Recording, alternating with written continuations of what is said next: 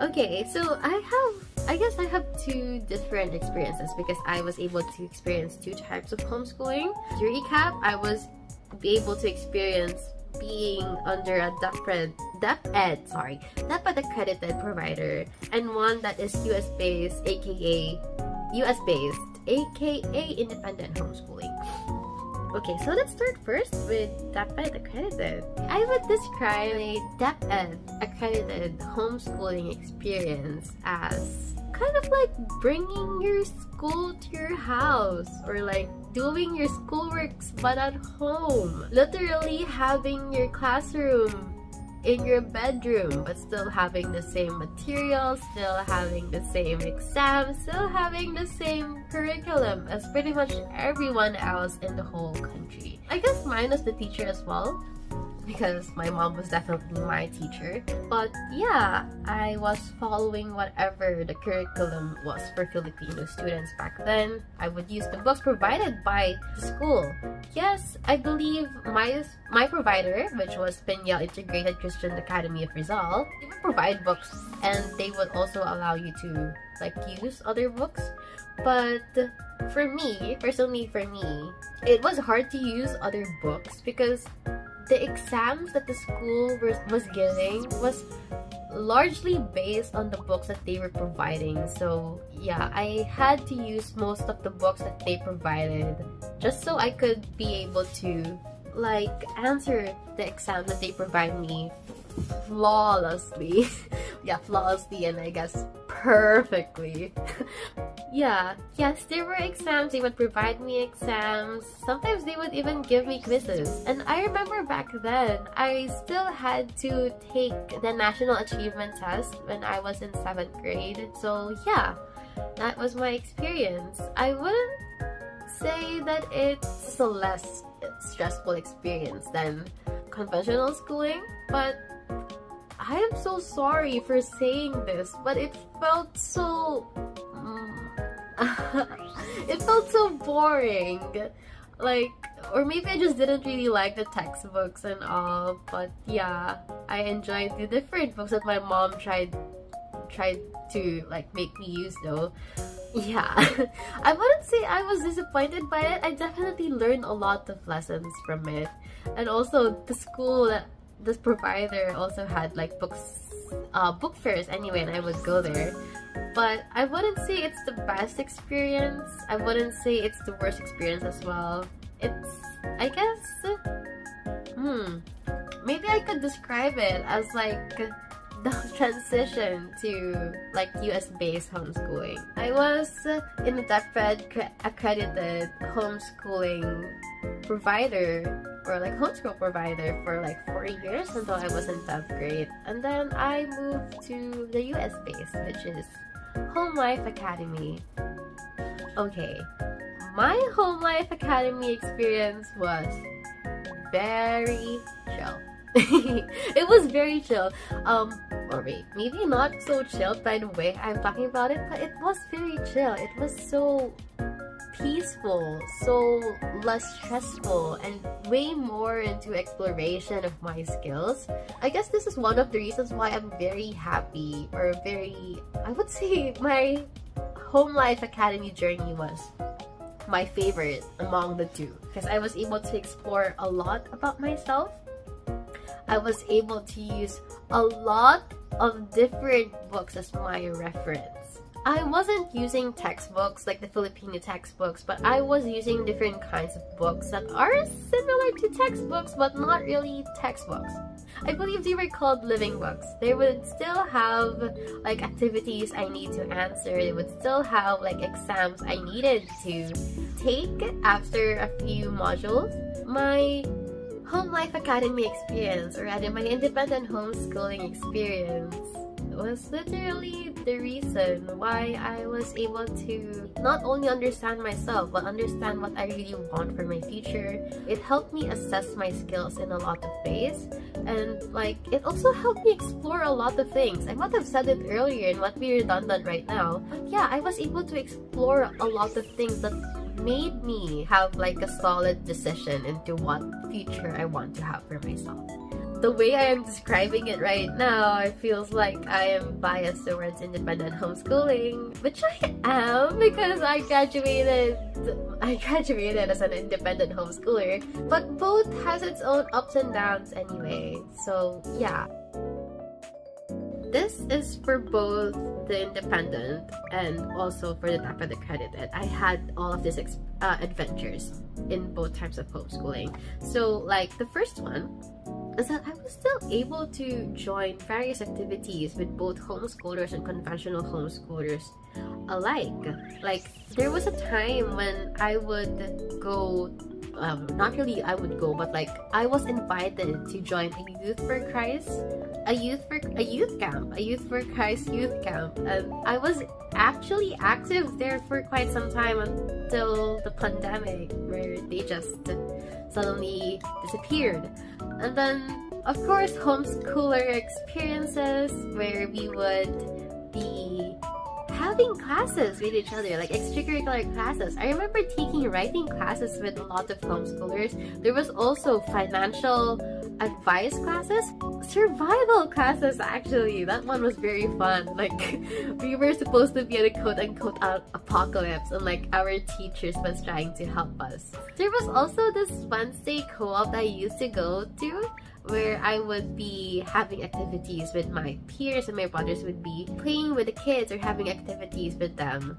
So like I remember that we would be talking about Bible, we would be having Bible studies, and then we would have like singing lessons and perhaps dance lessons as well. We were trying to like put all of those lessons in one day. There's also that growth mindset thing. I really love that so much from the co-op, and then I think it's one of the reasons why I changed my fixed mindset to like my growth mindset.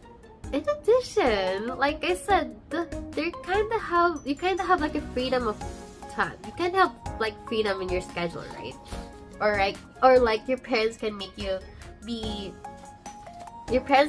have a free schedule. With that fact in mind though, my parents were actually able to take my brothers and I to various places. Like here in the Philippines, we would go to Batangas, we would go swimming there, or to Cavite? Oh wait, not Cavite, but rather Quezon province.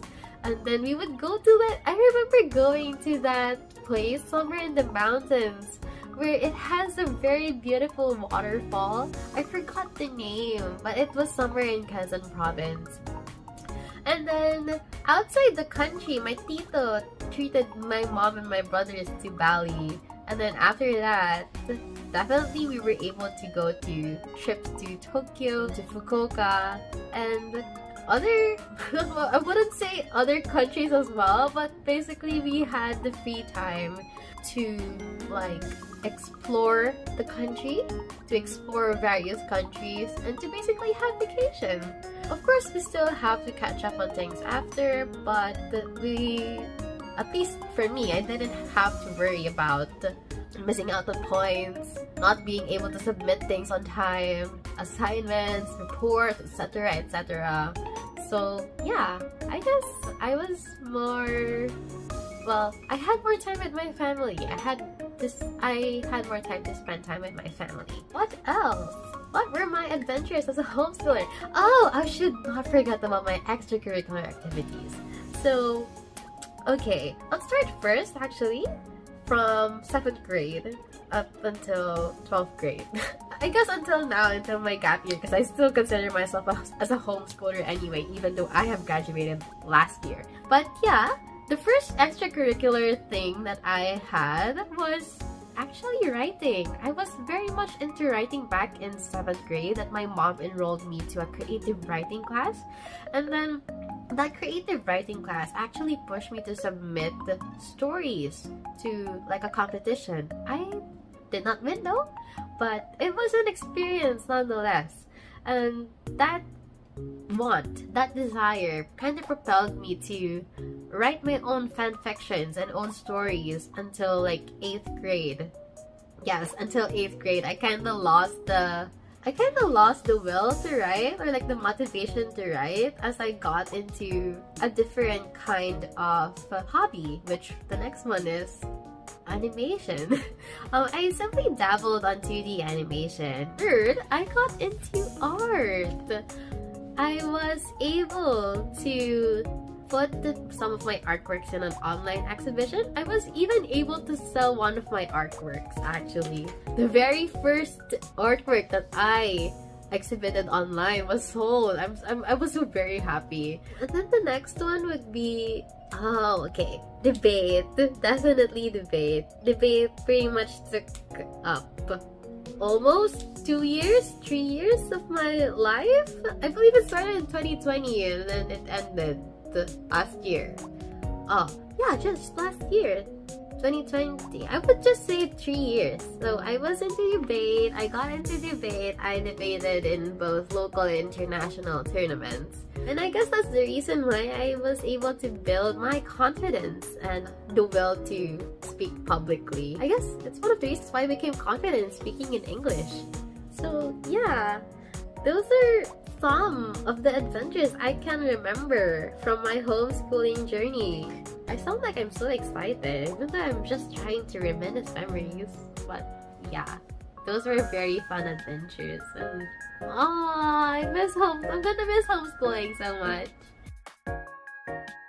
Okay, I often ask myself this question too, multiple times, even though I haven't graduated back then. So the reason why I don't regret being homeschooled is because if not for homeschooling, I wouldn't be who I am today. I wouldn't grow to be the person I am today. I wouldn't be this confident. Perhaps I might not even be this fluent in English. I might not be that brave. I might not be that courageous in trying to take challenging subjects. I wouldn't have that independence to self-study, to make my own decisions in terms of like education and in terms of myself. And I guess one of the main reasons why I will never regret homeschooling is because homeschooling helped me to really understand what I want to take in life, what I want to take in college specifically. Through various exploration and experiences, I was able to choose civil engineering as my course in college. I chose civil engineering in college not because my dad's job is related to it. I didn't choose it because it gives you a lot of money. I don't think they even give a lot of money anyway. But yeah, I chose it because it sparked an interest in me. And I wouldn't have that interest in me anyway in the first place if I wasn't homeschooled. Like, maybe if I wasn't homeschooled, I would still be choosing business. I'm not saying business is bad. I was saying that it was my go-to course if I didn't really know what I would take. But yeah, I will be a future civil engineer, a student, and a future civil engineer graduate. Future civil engineer in general, thanks to homeschooling and thanks to the experiences I was able to get because I was homeschooled. So thank you, dear parents, for allowing me to be homeschooled. Thank you, dear God, for leading me to getting tired of the conventional school pressure, or the pressure that I was putting so much to myself that I chose to be homeschooled. And thank you to myself, I guess, for going through that 6 years of homeschooling and growing to be the woman I am right now. And thank you too, guys, for watching me and listening to me ramble about my homeschooling journey. Thank you so much for being here with me today as I share my homeschooling journey. So if you guys have any questions, feel free to comment them down in the comment section below. I promise to answer them. Yeah, definitely subscribe for more homeschooling journey videos if you guys are interested in that. And I have not forgotten I will be talking about my gap year journey as well, and as well as sharing how my gap year, what my usual gap year things are. And perhaps in the future, I will also share my college journey as well. Thank you everyone. Bye bye.